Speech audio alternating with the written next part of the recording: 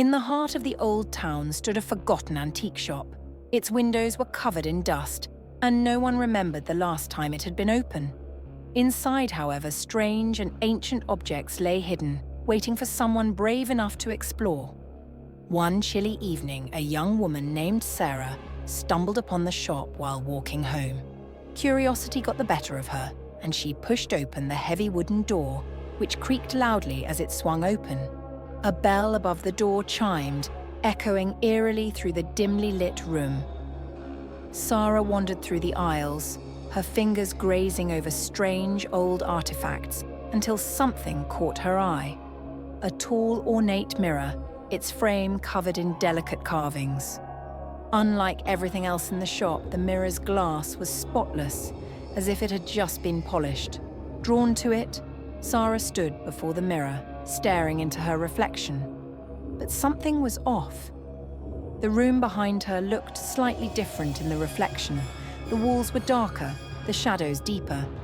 And then she noticed it. Her reflection was smiling, though she wasn't. Sarah stepped back, her heart pounding.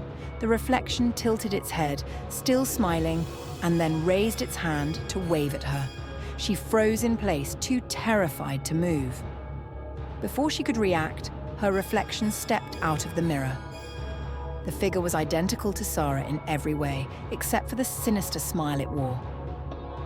The real Sarah backed away, but her double followed her every move.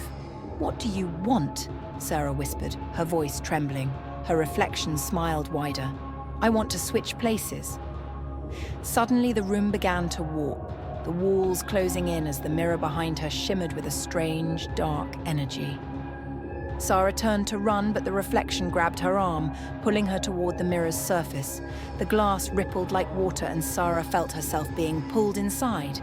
With one final scream, she disappeared into the mirror, leaving behind her reflection, now free, standing in her place. The reflection took one last look at the mirror, smiled, and walked out of the shop, leaving the real Sarah trapped forever on the other side.